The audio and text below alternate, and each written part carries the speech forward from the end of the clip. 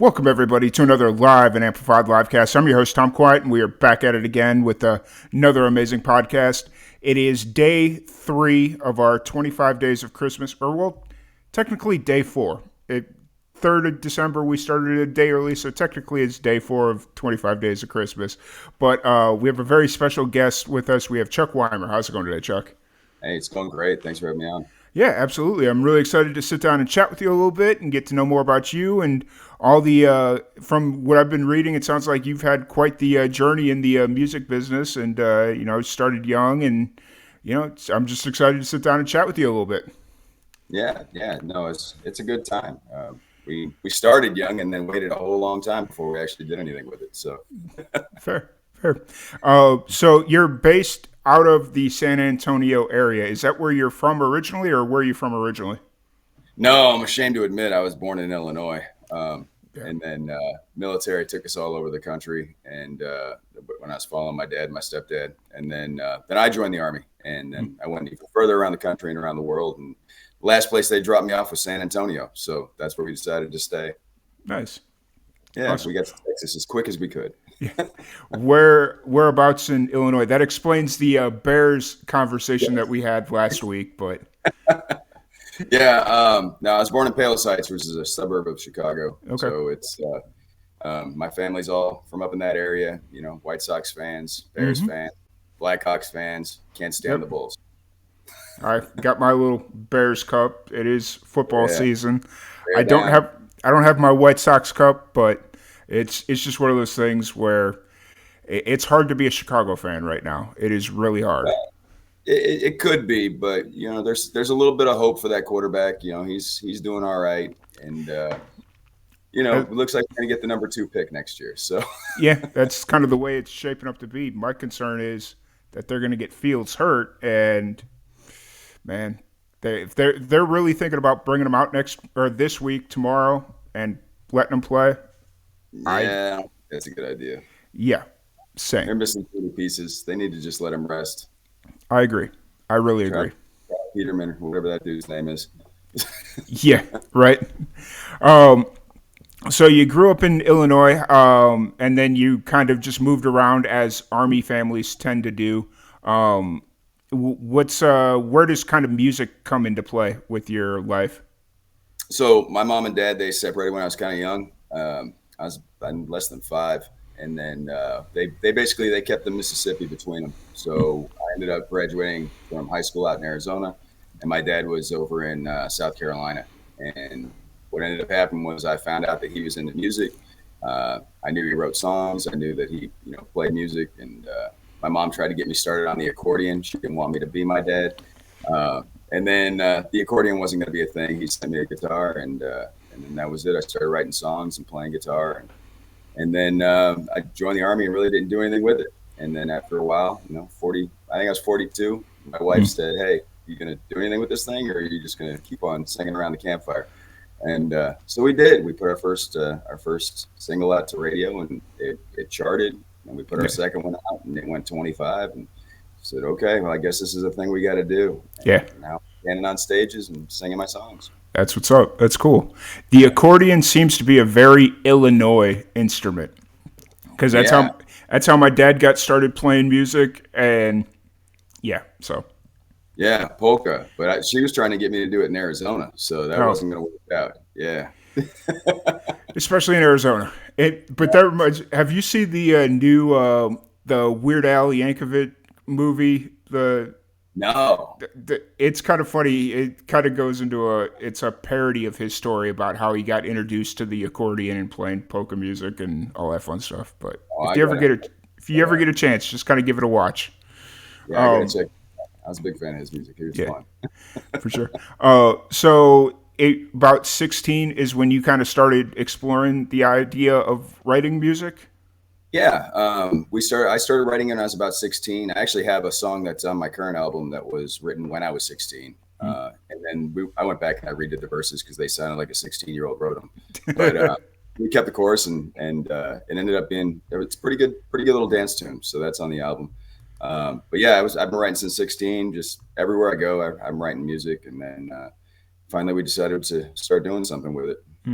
What was kind of that turning point to do something with it? Was it because I noticed it was like 2020 you started releasing music? Was Yeah. it the pandemic or was this like in motion way before then? It actually was right before the pandemic. My Okay. wife basically she gave me the boot in the behind and said, "Hey, you need to go out there and you need to go do something. You know, you need to go play music. You know, people love to hear you sing, and there's no reason why you should wait on this and then be upset later on because you never did anything." So yeah, so we went in the studio just before the pandemic started, or we started talking to Mac Damon over at Stone Creek Sound, and I started playing a few shows before the pandemic started. I think I had like 5 shows in, and they were just solo acoustic stuff. And then the pandemic locked everything down.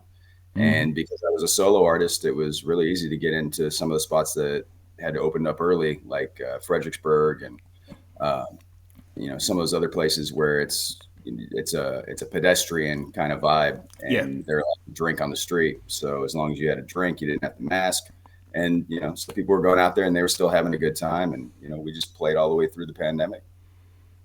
Nice. So you kind of just found a way to make it work and still be able to play. And I mean, that's very much I think how Texas was in general throughout the entire thing. Because I know there was a lot of, especially up here in Waco, there was a lot of just like random ways musicians were playing, whether it was just busking in the street near like an event, stuff of that nature. So Or Facebook Lives and stuff like that. That ended up becoming a thing. Facebook's got a really weird sound quality that comes out, so you're not getting the best of that artist. There, technology got behind music, and music, you started using it the way it was supposed to be used, is at least as good as they could use it. So the pandemic was rough for the bigger names, your Cody Johnsons, your Wade Bowens, the guys that are just selling out arenas. But for the guy who's starting off and just starting to get out there, it was wide open market for us. yeah, for sure. It was definitely cool. And like you said, that was the interesting part about the entire digital concert experience, I guess is the best way I'll kind of phrase it, was it was always interesting to see how musicians dealt with the sound quality. Because, like if you just kind of, if you didn't have the setup and you had to do it through your phone, like you said, it was either really tinny or, it was echoey, like just, it was not the best sound quality. But if you had the equipment, it could go through an interface and kind of Yeah, bypass a lot of these features that they use to make the sound quality good for like normal conversations. you know it was yeah, definitely interesting. So yeah. did It was kind of wild. did you do any of the Facebook lives, or was it just kind of you were more about getting out there on the streets and I did them. I did a few. We were, but about the time that we were getting ready to lock in a consistent, we're going to do this on this day every week. And then Jamie, my wife slash manager slash everything that doesn't happen behind a microphone, she started getting me booked at a lot more places, and then it wasn't possible to lock down a consistent day. yeah. So we just went back to playing live, and we do our Facebook lives now when we're out playing the show. So from all the venues, we will have whatever the first set is done on Facebook. The second set, I think we do on Instagram. And the third one we do on TikTok. Nice. That's awesome. Yeah. That's really cool. And so 2020 is when you kind of started, or not kind of, is when you started releasing music. You released Take You Anywhere and then Home Run, which I'm guessing is a sort of a tribute to, obviously it's a tribute to baseball. Is it a tribute to the White Sox though, or? No, it was a tribute to my brother. I had written Okay. songs about everybody else in my family, and he was the only one that I didn't really include in that writing because he was a lot younger than I was, and so he was a baseball player at Dallas Baptist University Okay. on their championship team. And when when I started writing this song, I thought, well, now let me see what I can do about bringing my brother into this mix. And I'm not even a fan of baseball, truthfully. I was horrible at it, so I've got scars. Uh, but Fair. yeah, he was a really good baseball player, first baseman, but he was right-handed, so he led his team with hit by pitch, and he was on base more than anybody else. But there's no call for that in the majors. They want a Yeah. left-handed baseman who can put him over the wall. Yeah. So he ended up becoming a police officer. But I thought, well, let me go ahead and put him in a song, and so I combined kind of our lives, my military stuff, and then the baseball theme for what he was about. And then he's actually on the cover art. That's him hitting a home run while he was Okay. playing 2014. Gotcha. Gotcha. That makes sense. I was sitting there trying to look really deep into seeing who it was or what team it was. And I was like, yep, definitely can't make any of that out. So, Yeah, we got permission from Dallas Baptist to use it. It took a little while to get that permission because they had to track down who actually took the picture. But uh, once they did, then we were able to use that, and I thought that was the best way to honor my brother and the influence that he's had in my life. yeah, for sure. For sure. So, what's kind of the thought process going into your releases? Do you kind of see yourself just doing the more traditional single album, or where are you kind of at there? So we've been doing a lot of the research into what you have to do to honor the different platforms, right? Mm-hmm. So when you go out to play a show, they want to have CDs on hand. People want to Yeah. buy CDs, and believe it or not, people still buying CDs. They don't even have CD players, but they want to buy the CDs. They want to have that tangible, Mm-hmm. um, piece of merchandise. But with streaming, you have to be consistent. So Yep. if you're putting it up on Spotify or Apple or wherever you're putting your music up, you got to be consistent in your releases. Same with Facebook, YouTube, all Yep. those. So what we decided is for next year, we're going to release a new song on the 10th of every month, Okay. and then at the end of the year, we're going to wrap it up into that full length album. And I don't think that's doing too much of a disservice to the people that are coming out to the shows because we just released a 6-song album in April of this last year. Yeah. So if you look at the traditional Nashville, whatever, the Yeah. label releases, they usually go about 3 years. We're only putting about a year between. So, Yeah. and then we'll probably do the same thing if it works out the way we're thinking. We'll probably do the same thing the following year. Nice. That's awesome. Because it's just the consistency in which you've been able to release music is really awesome. Just kind of being able to see what I see on Spotify and everywhere else that I kind of do my research, like just the consistency in which you get your music out is great, and that's like the right first step. Um, so let's talk about your latest tune, your Christmas tune. It's Christmas time again. Was this something that you've always wanted to do, a Christmas song, or what kind of prompted this? Actually, a buddy of mine, Mikey Good, he's another recording artist. He does a little bit more outside of Texas, but he plays a lot of his shows in Texas. And I did a cover song last year. I did How Many Kings last year. Mm-hmm. And he wrote this song called I Want a New Guitar for Christmas. And I thought, well, I can't let him be writing, all these Christmas songs and, it's going to be like Mariah Carey. And Yeah. then I need to do something like that. So I think it was July I sat down and I wrote that song and I was like, okay, let me think of all the traditions that happen at Christmas time from my upbringing. You got Crosby with the Army, and you got the bells, and everybody's at the house, and you got that one dude who's just stays too long and camps out on the couch.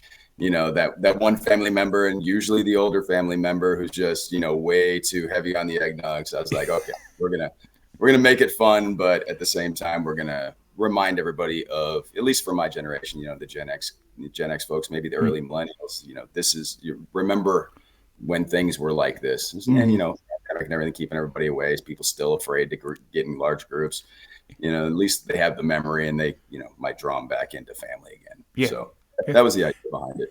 That sounds like a standard South Chicago Christmas party. Yeah. Like it's. I was listening to it and I was like, "Yep, this is fairly accurate about pretty much every Christmas experience I ever had in my life growing up in South Chicago." So, Yeah. so you started writing it in July. Was it just like, did something strike you, or the Christmas in July thing that a lot of people seem to mention? Because No, obviously, go ahead. I had to work at this one. This is one I actually had to put a lot of thought in, and I had to put on my professional hat. Mm-hmm. You got the struck by lightning guy who, every once in a while you get that song that just falls out of you and it's on the paper in 10 minutes. And then you got other times, if you want to be a writer, that you just got to sit down, you got to work through it, and you got to, try and you give out the best you got, and then you go back and then you do it again, and then you do it again on the same song. You just keep on taking things and just trying to make it as good as you could possibly make it.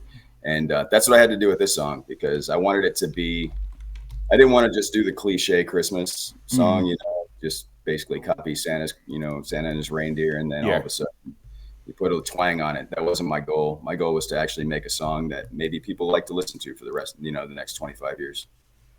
Yeah, for sure, for sure. Yeah. It is there any did you have you given any thought about doing like a music video for this, or is that not something you've kind of ventured into yet?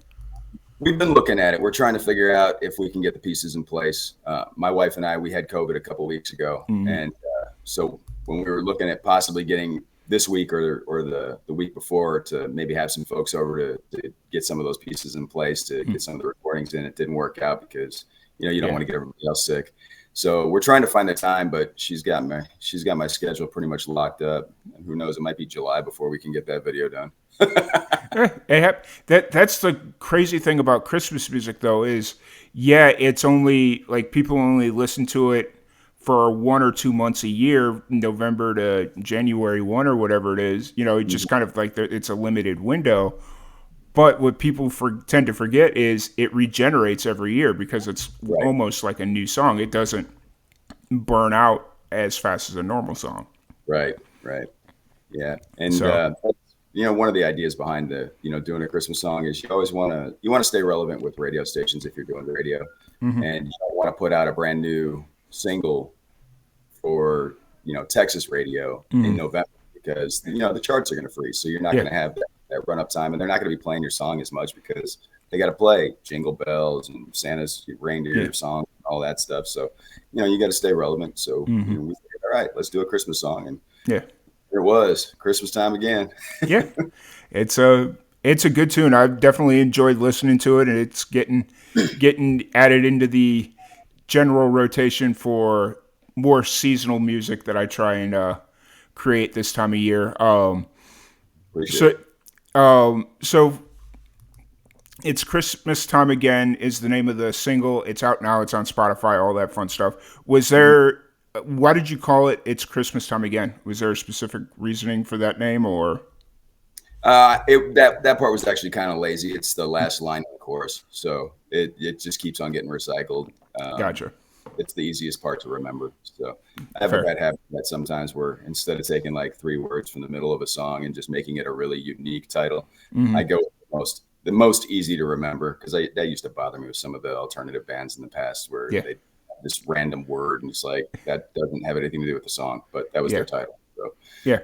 It that's always kind of the interesting approach going into it. It's like you get these artists that they name a song something that the words like mentioned once in the right, song. It's like mentioned once in the song and it doesn't tie into anything, but it's unique and it stands out. But then you go like you kind of phrased it lazy and use something that's at the end of the chorus. It's always kind of interesting. yeah. So, do you think you'll do another original next year, or do you kind of see this as like a one-off? No, I've already written one. Okay. I actually wrote it about a week ago, and I'll go through the process now of ripping it apart and doing my best to make it really solid. But yeah, it was one that just kind of fell out. I was trying to write something else, and then that Nice. ended up being what came on the paper. It was like, all right, well, I guess we're writing this today. That's fair. So yeah, It's at least now you've kind of got yourself in the cycle where you've got one. If you want to make this like an annual thing where every year you come out or drop a new Christmas song, at least now you're kind of find yourself in the cycle where it's like, okay, I got the first one done. Now I can start focusing on next year. So at least you're kind of in the mood. You're in the season. So yeah, that's yeah. good. And in worst case scenario, we do a cover. Yeah, yeah, absolutely. So, speaking of your writing and your writing process, what kind of is your process when you sit down to? Do you sit down to write music, or is it just kind of like randomly happen? Are you a little bit more organized? So I have a day job still, and one spot that it's got different positions that you can do during the day, and there's one spot that I know more often than not I'm going to be able to probably write 2 or 3 songs Oh, in well. that day. So but it just gives me an opportunity to see a whole bunch of people, and I'm a people watcher. That's another thing I got from from the family in Illinois, where you watch people because they're always walking up and down the street and Mm-hmm. doing whatever it is they do. So that's one spot that I know I'll probably be able to write a song or two, and I just watch the folks as they come in, and I create stories for them. And that's not their stories. I know Yeah. it's not their stories. God, I hope it's not their stories. I wrote one song about. It's called "If He's Not Gonna Love You, I Will," and my idea was, you got cheating songs and cheated on songs, but nobody Yeah. ever writes for that other guy, so it was Yeah. his song. And I saw these two folks coming through the place where I was working, and I was like, okay, yeah, that's their song. And God, I hope it wasn't though.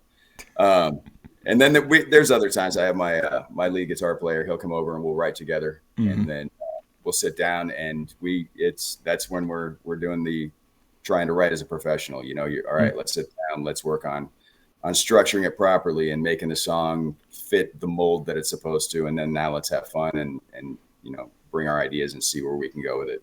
Mm-hmm. So yeah, I got a couple of different ways to go about it, but those are the primary two. For sure. That's cool. So earlier in our conversation, you'd mentioned that your wife kind of gave you the swift kick in the butt to either to kind of do something with your music or not to do something with your music, that you kind of went from just singing around the campfire to actually like recording. Yeah. How long had you been, or what was like the biggest change from, okay, this is just something I do for fun, to now, hey, this is something that I'm doing and hopefully will make a very good living at it? I think the first hurdle we had to overcome was I had to figure out the right vocal structure that I was going to use.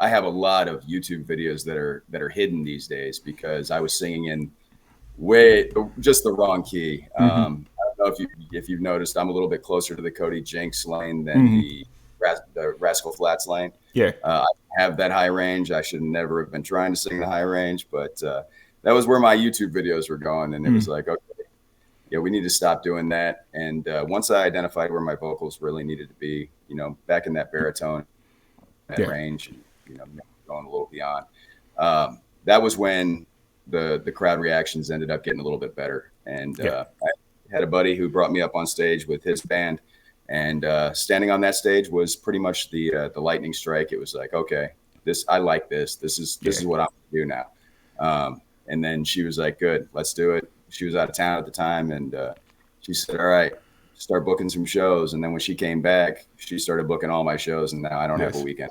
So. And you're pretty much playing around the San Antonio area, or or are you kind of traveling out further up to like Dallas or? Yeah, we get. I know in January we got Waxahachie and a Fort Worth show. Nice.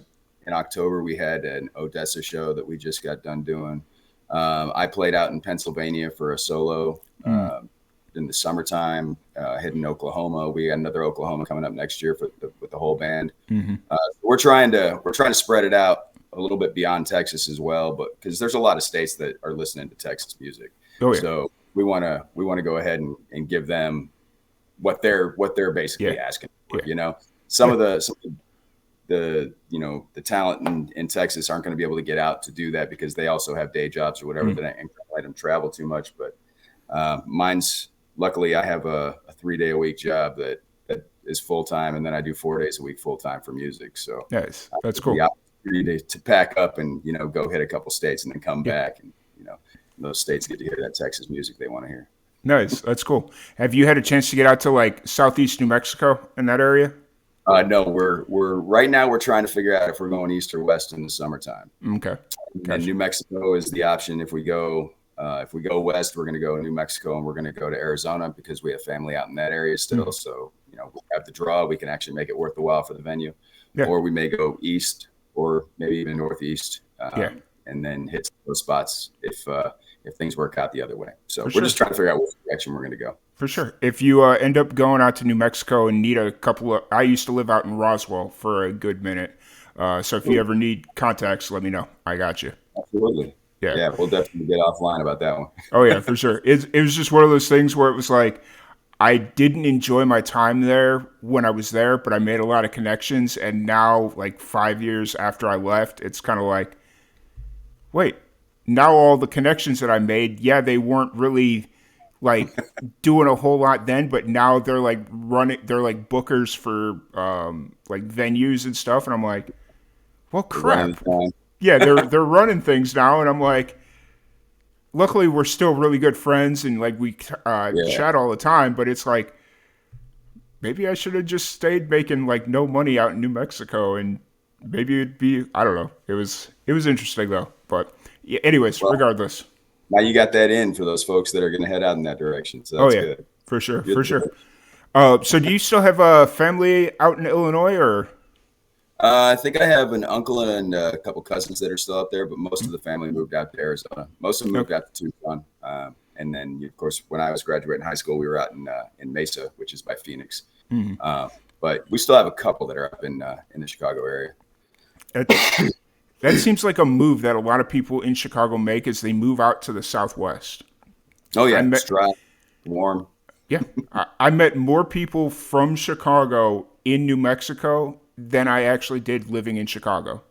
Like I've that heard was like the weirdest anomaly. Everybody I met, like, or everybody that I seem to know from Chicago, they moved in from somewhere, or they were like, not from Chicago. And then I go out to New Mexico, and everybody's like, "Oh, you grew up? You're wearing a Bears hat. Where'd you grow up?" Or like whatever it is. And I'm like, that's so funny, but Yep. yeah, Yeah, we see it here too. That yeah. They say Bears fans travel, but it's not so much that they travel. They leave Chicago and then they transplant somewhere else. yeah, yeah, yeah. Yeah, 100%. Like just getting out of that cold weather. Everybody's like, once it gets a little cold here, I'm like, yeah, I'm good. I'm not going out. I'm not dealing with it. You're from Chicago. You should be used to it. Doesn't mean I gotta like it. So, Right? Yeah. so I'm a desert rat, man. I never liked the cold, and I left Chicago when I was like 3 or 4. Like we got out of there. Not my choice, but um, yeah, I never got the insulation that everybody else did from yo, yeah. being out there, Oh, climatizing to it. oh, my insulation is gone. I haven't lived in Chicago since in 13 years. So, yeah, Yeah, I've yeah. been gone for a good minute. So you served or you did some time in the military. You served. What branch were you in? Army, I was in the Navy. Army. Okay, Yeah, my dad was in the Navy. I was in the Army. awesome. And first off, thank you for your service. I like to thank everybody. We seem to have a lot of military vets on the podcast throughout the year, which is always kind of interesting. Did you play music at all in the service, or was it just kind of like, nope, 100%? Nah, this is kind of the campfire thing. We'd have the barbecue pit out or something. A little fire pit, and everybody'd be coming over, hanging out at the house, and I'd pull out the guitar, play a little bit. But it wasn't there. There was no actual business in mind at the time. It was Yeah, just music, yeah. and then What? friends, of course. Gotcha. Because I know sometimes the army they have the like special programs where they'll like you could play music as part of your service, like in the Army Corps band or whatever it is. So I Yeah, didn't know if you participated in that at all. no, I was at the time. I wasn't anywhere near that good. Gotcha. Fair enough. Fair enough. So you got the single out now. It's been out for when did it officially drop? It's Christmas time again. I want to say it was November 1st for streaming. Okay. And what was it? The 21st for radio. Yeah. Gotcha. So it's been out for a little bit. It's been out for a good month streaming, and then a little bit less for radio and whatnot. What's kind of the reception been for It's Christmas time again? It's actually pretty cool. I got this one kid that worked that we got contractors, and he's singing it every time I come in. Nice. And he's like, "Oh, it's Christmas time again." And I'm like, "What are you doing, man?" Yeah. I'm not, I got to separate these two. I can't, Yeah. he can talk about all he wants, but I can't really participate too much because, the ethics and all that stuff. So, Yeah. but it's funny because people will come in and they'll be singing the song, and it's like, all right, well, at least people are listening to it. It Yeah. makes you feel good. And, you find out that we track Spotify more than anything else, just because it's the easiest one to track. They got Yeah. the Spotify for artists, so you can see all your numbers and everything. But then you find out that everybody else is listening on different platforms that you're not really monitoring so much. Yeah. So you're like, all right, at least people are listening to it. We're having a good time, and we got some good feedback from some of the radio stations out there. I guess we were the number 2 downloaded last week, right, on CD tracks. Oh, nice. CD Tex had 60 downloads. So I guess people they're interested enough to at least listen to it and see what's going on. And I know I think Uvalde's been playing the heck out of it. So Yeah. We love Robert Miguel, but he's funny with those songs. He'll start singing them out at the shows. And Are so when you're sending it out, is that primarily you or your wife kind of sending all that stuff out to the radio? Because having tried to do some of that stuff before, I know it's not easy. So a lot of the stuff is done by her. Okay. I'd say probably 99% is done by her when it comes to reaching out to radio stations and booking and stuff like that. When it requires a personal, like, hey, you need to actually say, so you need to have a conversation, then I have to get involved at that point because, we don't want to fake anything. And then when somebody meets me in person, then they'll know that my wife and I, we don't talk in the same language. We speak English, but it ain't the same dialect. Right. So yeah, she does not the majority of it, and then every once in a while I have to help out. Yeah. But she does a fantastic job, and most of the folks know that it's her behind the keyboard. Yeah. Awesome. Fair enough. So you got a show tonight. Where are you playing at tonight? Rebecca Creek Distillery tonight. So it'll be a solo acoustic. Just going to go out there, stand on stage, and sing some of my songs and some covers, and we're just going to have a good time, drink some whiskey. Awesome. You play? Is this kind of like one of your regular haunts as far as playing music, or? Yeah, I think I'm out there. Not every month, but for the most part, every other month. We like the RCD folks. They've tried to treat us pretty good, so we'd like to get out there and play a little bit for them. And sometimes we have big crowds, sometimes we have little crowds, and sometimes it rains and sometimes it shines. So it's always a gamble of what's going to happen out there. But they still take care of us, and we still have a good time. Nice, awesome. And I'm sure it's Christmas time again. We'll make an appearance tonight for. Yeah. I'm actually learning how to play that one finally. Nice. We take it into studio, man, and my producer, he goes and he basically revamps the music for me, and then after it gets done, I have to figure out how to play it again. Nice, fair. So since it is Christmas time, what are some of your fondest memories? Obviously, it's going to be a little varied since you moved around a lot. What is a fond memory that you had around Christmas time with the family? Well, I can go from when I was growing up. I'll give you two of them. I'll give you one from being an adult and one from when I was growing up. When I was growing up, we weren't really wealthy, right? Mm-hmm. My family was middle income. They didn't. There wasn't a whole bunch of money, but we weren't poor. Mm-hmm. And I always had that one thing that you wanted for Christmas. And every year, for whatever reason, and they got me every time. But every year there was this one thing that I would want. And then I'd see all the other stuff that we had talked about in passing, these shoes or that baseball glove or whatever. Yeah. And then one thing that I wanted just would never be there. Yeah. And then after everything was said and done and everything was wrapped up and, packed up and put away the wrapping paper and everything. And then my mom would be like, hey, wait, there's one over there, and then it was always somewhere else. Yeah. And it'd always be that one thing that I really wanted. So that I don't know how she did it every year. I should have known better, like just scouted the house and be like, okay, that's going to be over in the corner. But yeah, she always got me with that. And then now our tradition at from when we had kids and as our kids were growing up, we read Luke chapter 2 before anybody opens anything. Mm-hmm. The story of Jesus's birth. We just want everybody in our family to remember why we're celebrating. What is it that we're here for? What's Christmas about? I think there's a little bit too much marketing that goes on that makes everybody forget. And, everybody's stressing about getting the right gift for everybody else. We just want of course, and bringing in the family for the holidays and who's going to pay for the plane ticket. Or is everybody going to be able to get there? And, we just want to remember what the season's all about. So we start off before anybody opens a present. We sit down around the tree and we just read Luke chapter 2 and it's either me or one of my kids will do it. And then after that, then I get up behind the tree and I start throwing everything out at everybody. Just like, here, Here's all right, one for you, one for you, one for you. And my wife gets mad. She's like, you need to open something. I'm like, okay, I will after all the kids have this. So it's like you're waiting until the end, and then it's just like everybody looking at you. Yeah, Yeah, I've well, no, then the kids get to go off and go play, and then I, open the stuff up, and if I can make it that long. But yeah, yeah, usually there's like a little treasure trove that's sitting next to me of wrapping paper, yeah, trinkets and whatnot. And it's like, Dad, you got to open something. Open mine. Open mine. All right, yeah, cool. I'll open this. for sure.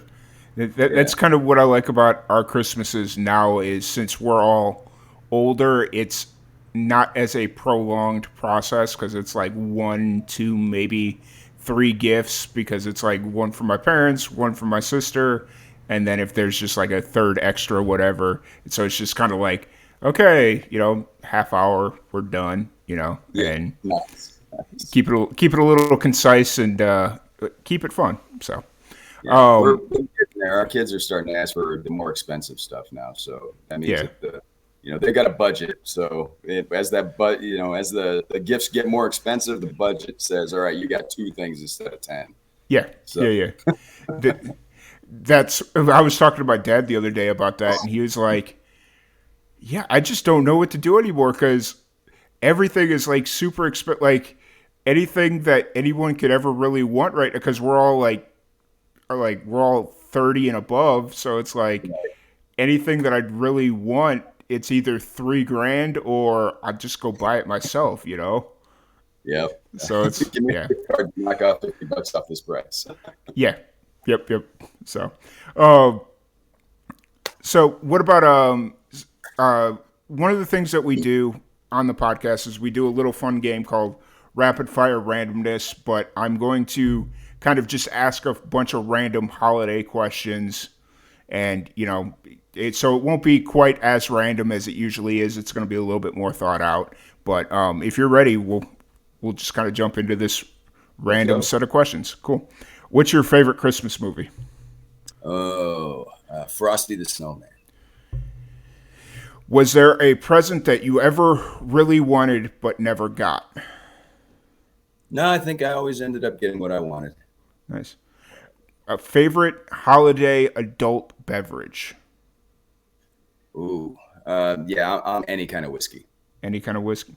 I've normally I'm like that, but during the first podcast or the first interview we did for this, somebody brought up buttered rum as like a holiday favorite, and I'm kind of intrigued because I used to drink rum in college, and then just enough of that after 4 years, and I kind Got a of bad switched over. against the wall.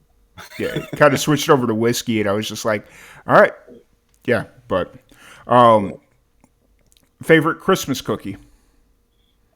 There's these things called fingerprint cookies. Hmm. So it's yeah, she fills it with apricot and a little bit of powdered sugar over the top. But yeah, I love those.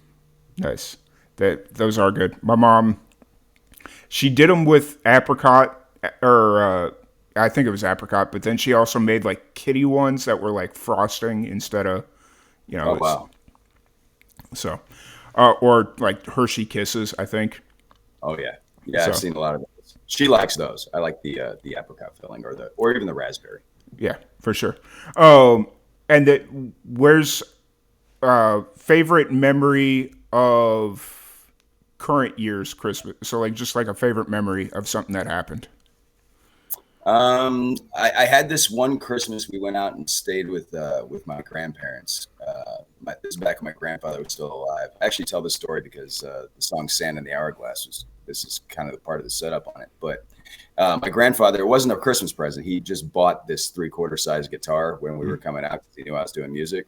And if you ever play a three-quarter size guitar, that basically sounds like a ukulele with plastic strings. It's just they're terrible. But he was proud of it. Like he was so happy that he got this guitar, and then I was able to go out there and play some music and not have to carry a guitar on the plane. And I was learning Jimmy Buffett songs because he loved Jimmy Buffett. So I'm on the back patio and I'm learning these Jimmy Buffett songs on this three-quarter size guitar that sounds like just a cheap ukulele. And he's like, "Don't worry, Chucky, you'll get better." Nice. So, I'm already recording. I'm doing my thing, and he's like, "Yeah, you'll get better. Don't worry about it." Nice. But Awesome. he was a Italian from Chicago, so that was the way it was. For sure. I feel it. And then final question, which one of Santa's reindeer would you want to have as a pet? Probably Rudolph, just so he could light up the back of the trailer whenever the light's not working for us. Yeah, we were running into that problem last night downloading. Where'd you play at last night? We were in Kickback Corner out in Bandera. Okay, gotcha. Yeah, real cool vibe out there. We had a lot of fun. Nice. They changed. For anybody who's ever been out there, it used to be the chicken coop, and they've done a good remodel on it. It was real fun. Nice. Awesome. Yeah, it's the whole San Antonio area's got a really cool thing going on, and hopefully I don't know how long I'm going to stay in Texas. I know I'm not going any further north than Oklahoma. Like that's kind of my divide. I've told my family this. I'm not going any further north than Oklahoma or any further south than the Panhandle. So it's kind of like the Panhandle of Florida. Like that's Yeah, kind of the world in which I'm going to live the rest of my life. And yeah, so I don't know. San Antonio might be a place I check out, but it's yeah. it Um, was it's yeah. it's nice, but live outside of San Antonio. If you're planning on moving in this direction, don't move into the city. Move outside of the city. That's one of the things that we found we like much better. Yeah. The I so 4 years ago I almost took a job in San Antonio. I was like really heavily considering going there, and it was in the city. It was for a news station in San Antonio, and I kind of was driving around where the station was based out of, and I was like, "Oh, this is kind of cool." And I was just trying to find a really like locals only place to eat, like just some place that only like local people would know about, and just kind of like you have to kind of like randomly stumble upon it. And I found just kind of got lost during the evening, and I found this fish Mexican restaurant. So it was like they served fried fish on Friday night, but the rest of the time it was Mexican food. And it happened to be a Friday night, and I was like, you know what? I'm in the mood for fish. Let's do this. And I drive out, or I pull into the parking lot, and it looked like they were parked in front of a meth lab.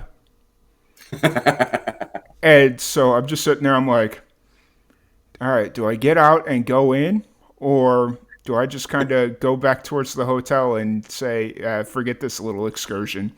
And Order a some. couple of like really nice trucks pulled in. They got out, and I was just like, all right, well, I'm gonna go try it. Like, what happens? What's the worst thing that's gonna happen? Yep. I go in, and it wasn't bad. It was just kind of like a little sketchy on the outside. And I Right. started talking to people, and they're like, yeah, you may not want to live in this area, but right now it's not too bad. And I'm like, okay, But the cool. fish and chips just Man, I was like, I don't know what to do with myself. But but yeah, so no, Texas has been good to me. I've been here about 3 years. So no, nice. Yeah. how long have you? Texas. We've been here what, 14 now? Yeah, we got here in 2007. So Okay, uh, whatever the math is on that, I think it's about 14 years. We've lived here longer than we lived anywhere else. nice. Well, when you're moving around in the military, that kind of makes sense. So. Yeah. Uh, you got your show tonight. If anybody wants to check out your music and any of that fun stuff, where's the best place to find you? Easiest thing to do would be go to the website, chuckwimermusic.com. But we're also on Facebook and Instagram, TikTok, streaming. Everything's Nice, there. nice, For all the social media stuff, it's Chuck Weimer Music. But for the actual radio stuff, streaming and whatever, it's just Chuck Weimer. awesome. How are you enjoying TikTok? Yeah, again, that's something that inside baseball, she's doing most of that. Okay, fair enough. Fair enough. She just films us and random stuff, and Yeah. I don't have the patience. I can sit there, I'll watch it a little bit, but I'm That no Scotty that's where Alexander. you just got to give it to the kids. Hand the phone to the kids and be like, "Here, you guys are in charge of my TikTok. Go for it." Right? Yeah. I just hand it over to my wife. Yeah, fair, very fair, very She's fair. doing pretty good, though. She's got us up to where we can do lives with it, so she's getting really good with that technology and marketing stuff. That's awesome. Really cool. Well, it was a blast sitting down and chat with you. Good luck on your show tonight, and I'm sure you got plenty of shows for what's your show schedule for the rest of the year? Oh wow, we're booked every week heading out, except for Christmas week. So Hmm. uh, she's passing over the schedule that I need to get some glasses. So we're at River Rose with the full band next Friday, Hmm. and we're also in studio the following week. We got Old Main Ice House with a duo with me and my guitar our lead player. Um, Thirsty Horse on a Wednesday night on the Well, week of the 14th. Thirsty Horse is a like the dance club, the dance hall out here. hmm. So it's that's a good spot, especially on a Wednesday. 12 Fox, we love them. They support military veterans in a big Nice. way. That's on the 16th, 17th, Willie's Joint. Singing Water Vineyards on the 18th. Yeah, we're oh New Year's out in Divine. Oh, We're going nice. to be out. We have the New Year's Eve party out there. Awesome. Awesome. That sounds busy. If you ever make it up Waco way, let me know. I'd definitely love to come check out a show, or even the surrounding area. There's plenty of venues around here. I'm sure, as I'm sure you probably are somewhat aware, because it's, what is it, 2 hours to San Antonio? I guess depending on where in San Antonio you're going. Yeah. So, no, that's cool. Awesome. Well, once again, thank you so much for hanging out with us. It's been a blast chatting with you, and love to have you back on anytime talking about, whatever new release you got going on and all that fun stuff. Well, thanks for having me. Yeah. Merry Christmas to you and everybody back there, and hope you guys have a happy New Year. If there's Yeah. anything we can do, just let us know. Yeah, for sure. I'm getting ready. I got to go to a Christmas party at 6 o'clock for work, so I'm sure it'll be a one beer minimum or maximum, however you want to phrase that one. So it'll be an interesting time. But Awesome. anyways, Merry Christmas to everyone, and we will be back tomorrow with more of the 25 Days of Christmas. Thanks. Awesome. Awesome.